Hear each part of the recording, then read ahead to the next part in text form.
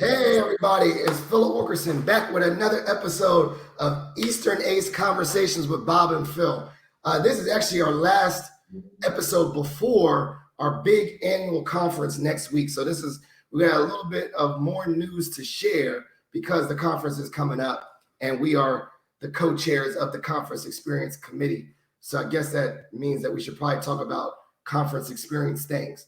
So additionally, happy early Juneteenth. Tomorrow is Juneteenth.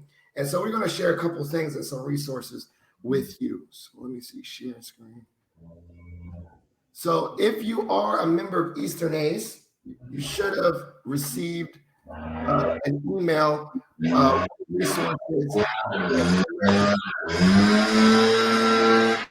with resources that include some things that you can do for Juneteenth, such as checking out the Smithsonian's website, as well as Step Africa. So please check your email to commemorate the 156th anniversary of Juneteenth. And so another thing that we'd like to share is that, and I'll see, stop sharing and share again, is that next week is our annual conference. So you'll be able to see this. We have next week, if you're not registered, there's still time to register available, and some other things. We have quite a remarkable keynote speaker, Dr. Cornell West, and he will be joining us for our conference. And then anything that you want to check out, you could go to the tab at the bottom, at the top of the website, which has all the different resources in regards to questions, our sponsors, our schedule of events. So shameless plug, Bob and I are coordinating with our wonderful team 2 evening events that start at 5 p.m. One is going to be a mixology and DJ, and then the next night is going to be a mixology and trivia. So we're very excited for those things. So now, no more sharing screen. Let's go ahead and get started with this episode. So Bob, go ahead and introduce our guest today. No, thank you, Philip. And our guest today is Jocelyn Coalter. Jocelyn has over 17 years of experience in career services and development. She is currently the Director of Career Services on the Staten Island campus of St. John's University. Go Red Storm. Prior to St. John's, she worked at Yeshiva, LIM College as the Assistant Director of Career Development and the Assistant Director of Student Affairs. She's been involved in career advising, program development, employer relations and development. She has her MSW from Stony Brook and a bachelor's of English and sociology. I always love when the liberal arts come out. I'm a proud history major myself from Providence College in Rhode Island. Without further ado, please welcome Jocelyn Coalter. Hey, Jocelyn, how are you? You're muted. Let me take you off mute. Sorry about that. That has to happen once a program, right? Yes. After a year and a half of this. But anyway, hey, how are you guys doing? That's great. So we're going to go ahead and get started. Obviously you've risen up. I think you're currently on the board right now. But take us to the beginning of your experience with Eastern EACE. When was the first time you got involved, and take us back in that time machine? Sure. So I was actually looking because in my head, my first conference was in Philly. But then when I actually went onto the website and looked at all of them and realized that that was a later one. So apparently my husband says I mix up things all the time, like vacations and dates. So that was a different vacation, Jocelyn. So apparently I did the same thing. So I think my first Eastern EACE one was the White Plains one in 2005. And that was really kind of my first big experience. So I went to Stony Brook for my MSW, and I did my second year internship in the Career Center at Stony Brook.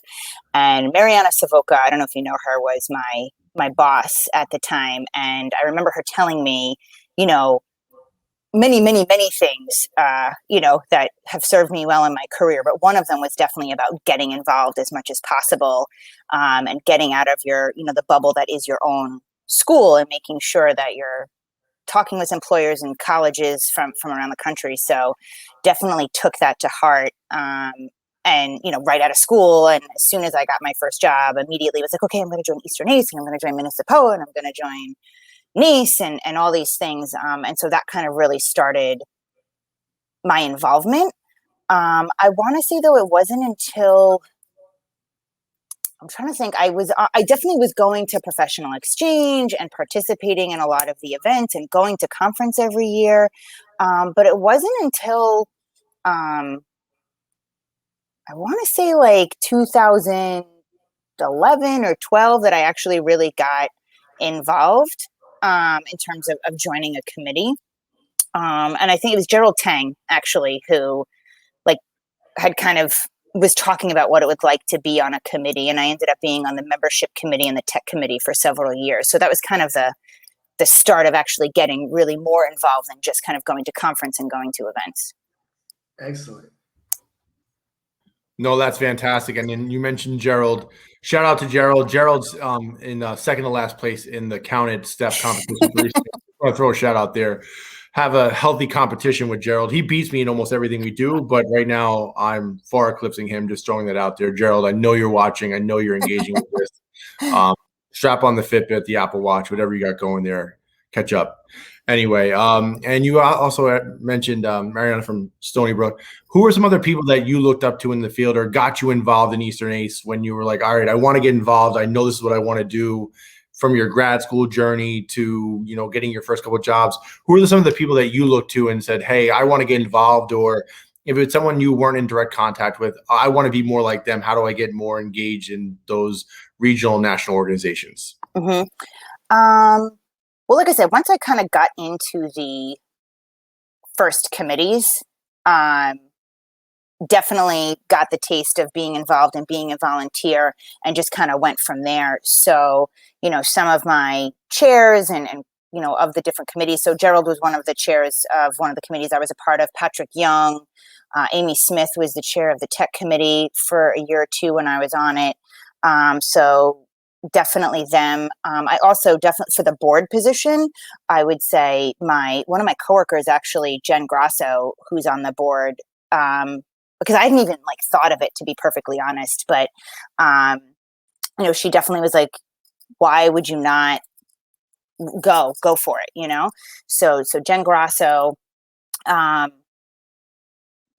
Craig Single, while he was president, just being a first time on the board member, looking up now to Jen Rossi Long, and what a crazy year she had as president, and what grace she handled it with, so definitely looking up towards that, as I think about staying involved and potentially, hopefully someday coming back to the board. So those are definitely some of the folks, just off the top of my head, that I'm thinking of, that have helped me be involved and stay involved.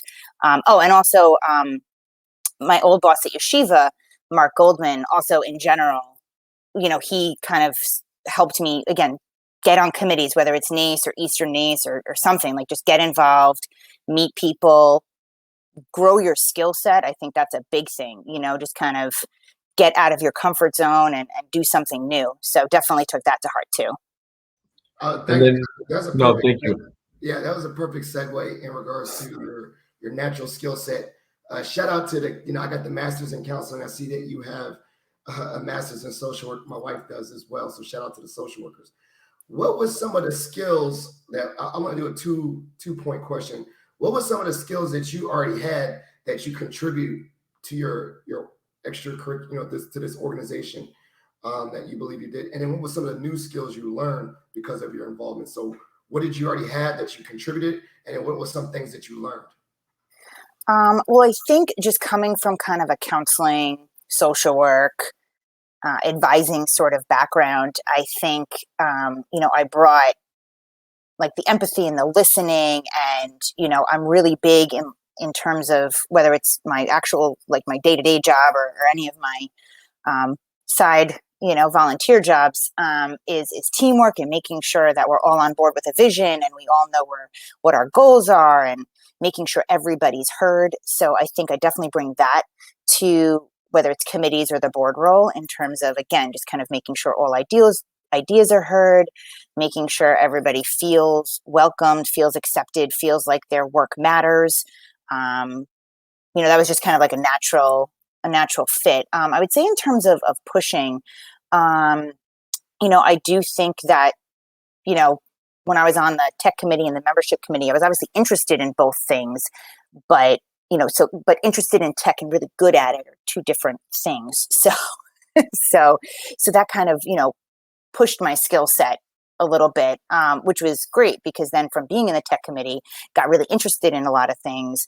When I got to St. John's, I had to kind of run our social media, our accounts for my department, for my office, for the Staten Island campus.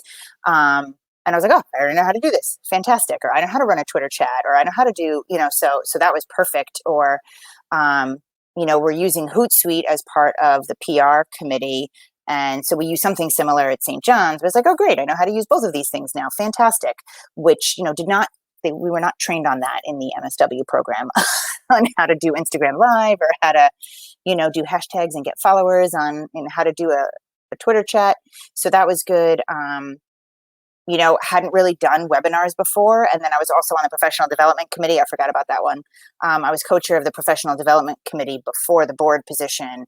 And then, before that was also running webinars. So hadn't ever done that before. So that was a great experience, not only handling the whole go-to-meetings thing along with headquarters, but also finding folks that to do the webinar, and doing that kind of outreach and, organizing that whole process. So that was something I necessarily hadn't done before. And I would say for the role I'm in now, in terms of being on the board for PR and communications, I think, so again, I do social media for St. John's, but really overseeing, so I work with the blog committee and the social media committee, and, at a higher level, thinking about, what's our social media strategy, what's our messaging, because now it's not that it's not just my students, because obviously that's super important for my campus and my students, but now it's like, well, this is also the voice of the whole association that we're talking about, right? So that's a lot. So, and that's very important. So really thinking about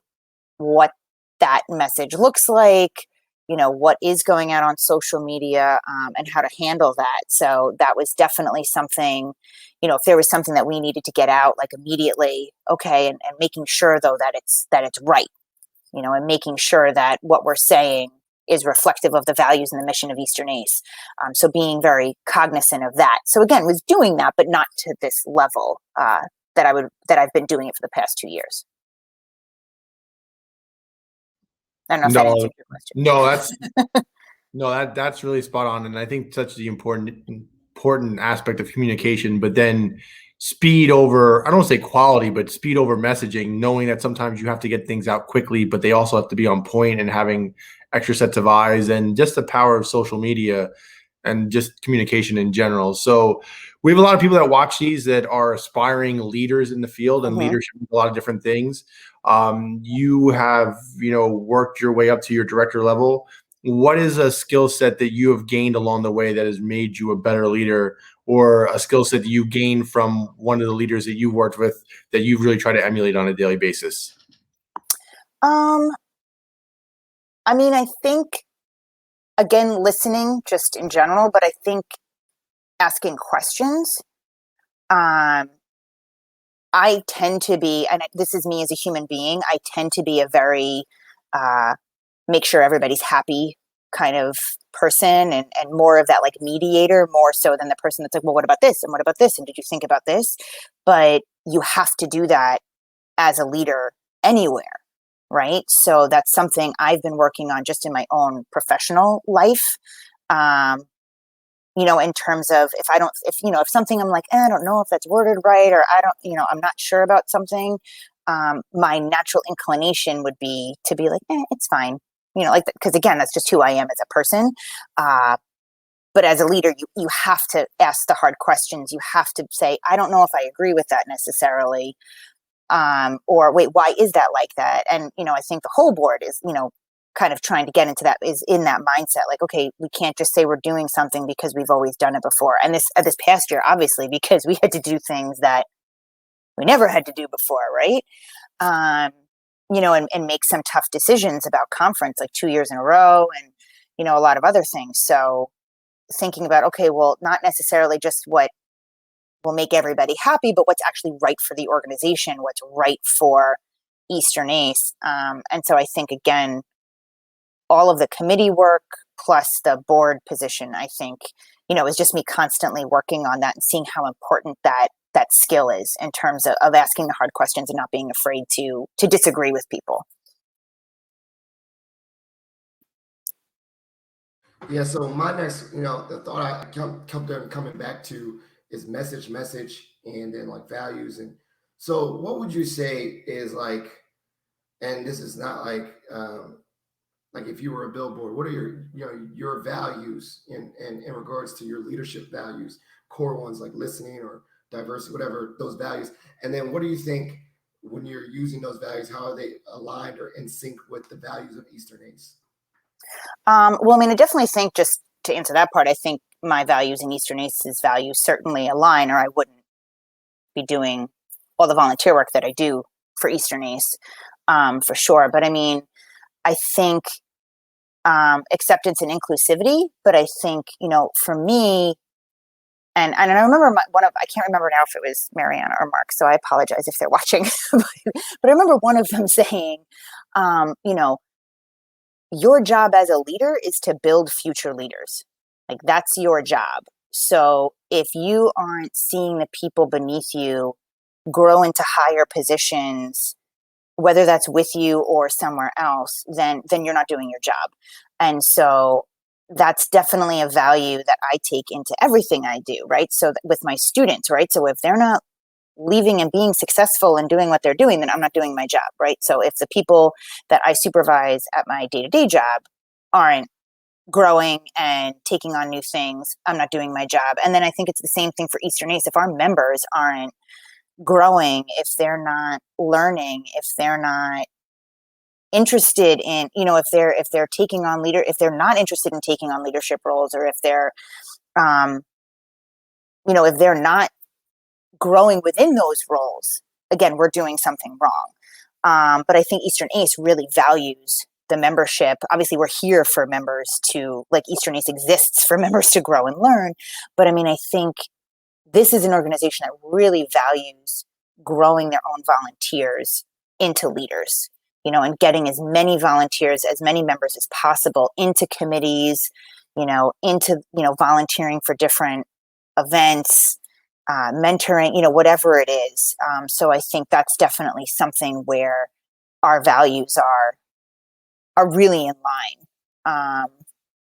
Because again, that's kind of how I see, that's kind of my gauge on if I'm doing right by whoever I'm leading. Does that make sense? I'm smiling like crazy because I think that's definitely it's one of those things that I think we've done a few of these conversations, and most everyone has said they were just chilling as a member, and someone got them or trapped them. Right. Give them a little nudge. Hey, would you just join this call? It's not that much. It's pretty Right. chill. And then before you know it, you're a chair. Right. Exactly. You're like, oh wait, how did I get here? How did I get here? And so I definitely think of that in that experience of you just get involved, but then before you know it, someone's like, hey, join me on this committee, join me on this. And then you just keep on trying stuff. Because I definitely honestly never would have thought I would have been the co-chair of a conference experience until I believe Jill reached out to me and encouraged me to do it. And then she's like, I think I want you to do it with Bob. So I reached out to Bob. Remember that? We had a phone call. Yes. And I was like, you want to do this? Like, this is my style. Would you want to do this with me? And he said, yeah. And I was like, okay, we'll do it together. And so I think that's definitely spoke to that, is people are getting tapped that don't necessarily thought they could be. Like, I didn't could be tapped. People just saw something in me and asked me to join, which has been very nice. Yeah, no. And I think what's nice is so Eastern ACE, like, I love this organization because I think it's like, I don't know, it's like the perfect size, right? Because I think a lot of, you can get to know so many people where that happens a lot, right? Like, I mean, I don't know how many people on committees are because somebody else was like, hey, I think you would be good at this. Or how many co-chairs ended up being co-chairs because somebody said, oh, hey, I think you would be good at this.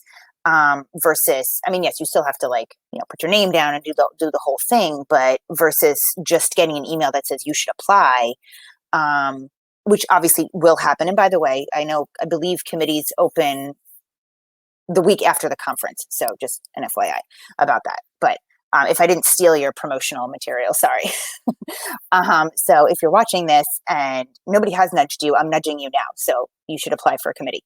But I mean, it happens all the time, people getting nudged. Like I said, even for just joining a committee, for being a chair. Like I said, I got nudged to like apply to be on the board. So like, I think that's just like a great kind of organic thing that happens with Eastern ACE that, I'm not sure it happens at every single other, organization. So that's part of why I love this group. And then Philip just put that with the Eastern ACE committee. So no, definitely enjoying that. And then real quick shout out to Jen Grasso and Amy Smith that you mentioned earlier, with Jill putting on a tremendous virtual conference. Shout out to the Dr. Pepper, even though they're not a sponsor. I'm a big proponent of that. It's like that I feel like that's like, I saw that, I'm like, oh, I want one of those for sure. Sorry, I know I should be drinking water, but no, I mean, I have my fake cup here. I mean, it is Friday afternoon, so we don't we go off the rails here. But no, so with the conference coming up, want you to kind of recall, you talked about going to different conferences, but when you think about an Eastern ACE conference, what's an experience you had, whether it was a keynote, whether it was an after hours event, whether it was a presentation? What's one thing like, hey, this is where I know I'm in the right spot, or when you're like, hey, this is the most fun I've had at a conference? What's that one conference experience for you when it comes down to Eastern ACE? I don't know if it's like a one conference experience or just because again, I'm really bad at like figuring out like which memory is from which conference. I was like trying to go through like my Shutterfly, like, wait, what did I do here? But I think, I remember going to the newcomers like back in the day and just feeling very welcomed, which was nice. And then like a couple years later, as a committee, I don't remember if I was a committee chair or like a committee member or just happened to be a person who'd gone to a lot of conferences, but I was actually the like seasoned person at the newcomers table. And was like so excited to be there and like tell people like how great this conference was. So that was definitely like realizing like, oh, I remember being at this table and being like, oh my God, I don't know anybody. And then being able to be on the other side and trying to make people feel welcome. So, I mean, I think that was definitely a moment for me. I think, once, going after, even I think after only like a year or two, being able to go and like recognizing people, whether it was from webinars or at least names from folks that you were on like a committee from and actually getting to see them, being able to meet, because we did hopefully next year in person versus doing Zoom meetups. Not that those are terrible, but I would like to see people in like face to face at some point. But being able to then like see people in person and it being just like so exciting that we actually all got to like hang out, not just at, not just have phone calls about committee work.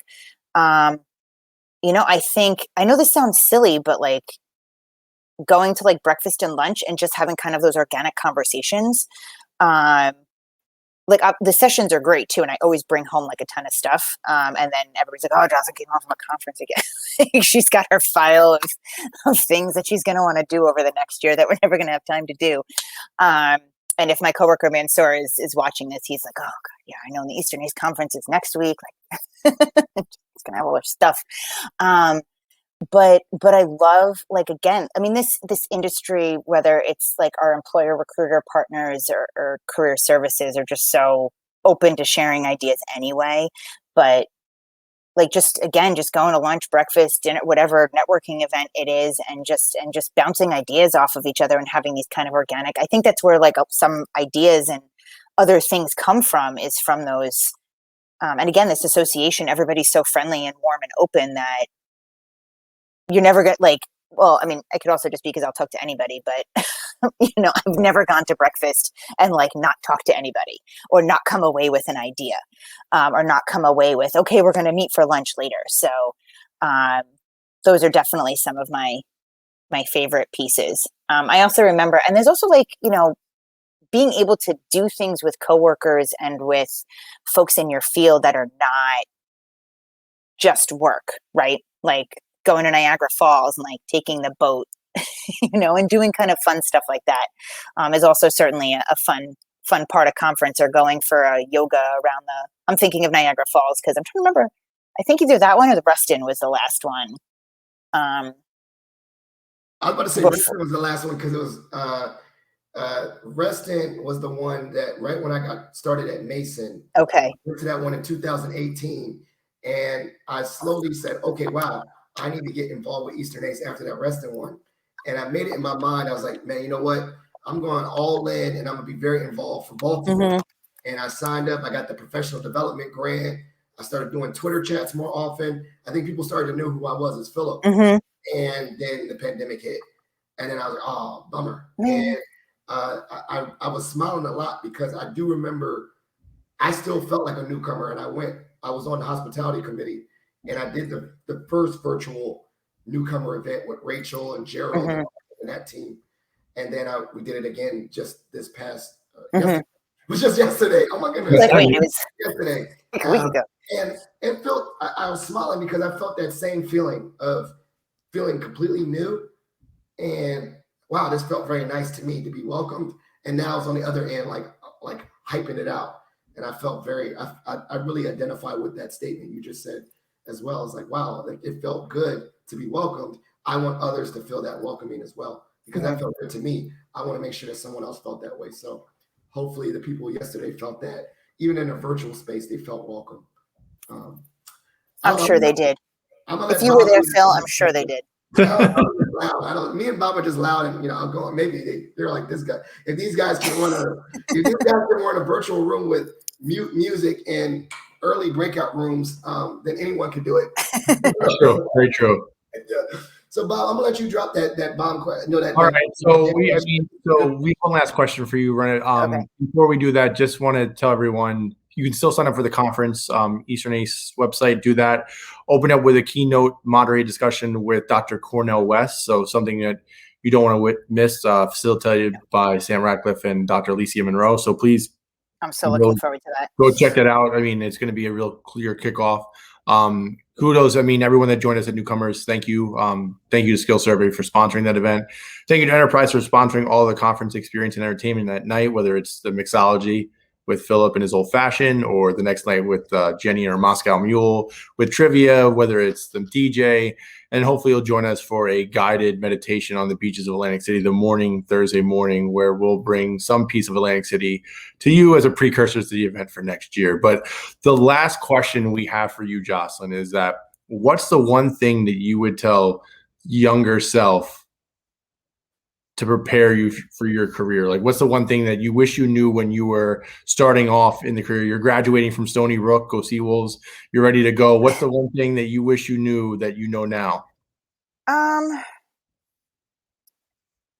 mean, I definitely would have told my younger self to be a little bit more confident in my abilities. I definitely would have, maybe signed up for committees earlier, thinking I actually had something to contribute.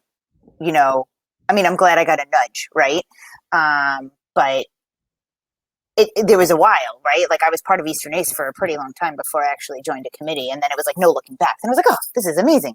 Like, I can do this. This is, again, I'm learning new things. I would have been like, why didn't I do this earlier? Because there was no reason that like 25-year-old me couldn't have done it, a couple years out of grad school. So definitely would also say to, new people in the profession, you don't have to be, working in career services or recruiting for however many years to join a committee, or to think that you can be on the board or, chair a committee. There's no, application that says you must have, 10 to 15 years of experience to do this. So I definitely think that that's something, because I think I learn, so much about how to do my own job better by being involved with associations like Eastern Ace. So definitely would have really done more earlier on, I think. No, I can. And not to worry so much. Yeah, I mean, if Philip and I can do it, anyone can do it. At least I can do it. Philip is amazing. I'm like suspect, but Jocelyn, that's really tremendous advice. And no, we're so appreciative of you taking the time to join us today and all the amazing work leading up to the conference, leading a communications committee and being on the board leading communications during the craziest economic environment public health environment in the last 100 years is never easy. But Philip and I were discussing this with, I think it was Jen Rossi Long, and just the communications and the clarity that things come out from the organization, but also with the mindfulness that things are put out. We really appreciate that. We definitely feel that sometimes, even though we can't replicate the in-person greatness of Eastern ACE and conferences and events, that those tweets or those emails really kept us all connected in a way. I mean, I know Philip and I discussed those at length sometimes and saying, that was really spot on. So I know it's never easy because you push send and wait to hear what other people are going to say and think about it. But we really appreciate all your work there working for us and keeping us all informed. And I just also want to say, really, the committees under me are the ones doing the majority of the work. So Mary Alice Barrows and the social media team, I mean, they're doing the bulk. I'm here, in terms of working with the board and making sure strategy and vision, but they're doing. So I would just want to say a shout out to them and all the amazing stuff that they did throughout the year, because they really deserve kind of that thanks. No, kudos to them as well. Philip, I'm going to let you close it out as always. So thank you so much for joining us. And as you know, this has been a great show. We really look forward to the conference next week, which is the 23rd and 24th of June. We have a wonderful schedule of events, not only just our evening events, but lots and lots of wonderful programs and keynotes. So please, if you do have the opportunity to still register, please do. Just put the registration up, and also it'd be in the comments as well on the YouTube. So if you do have an opportunity to come, do. Now, if you don't, do not fret. Eastern ACE is more than just one annual conference. There's lots of other ways to get involved throughout the year. As Jocelyn said earlier, there's committee work throughout the year. There's also going to be a rollout over the summer of a mentorship program, which we're very excited to have to get you paired off. Maybe you are that young professional looking for a more seasoned professional to get guidance from, or vice versa. Maybe you're a more seasoned professional looking to raise someone else up. And so there's going to be a match system to really insulate that leadership that we know is already in this organization. And additionally, last plug, we're doing early for the conference. There's the Count It Challenge, Count It Steps. I'm about to get off of this real quick and go do 5K steps to catch up because I'm in second place right now. And I definitely want to be the winner. But everyone, thank you so much. If you missed this episode live, do not worry. All these episodes are posted on YouTube for viewing later. And we would love to connect with you. And you can find me and Bob on LinkedIn. So that's it. That's our show. Thanks, everyone.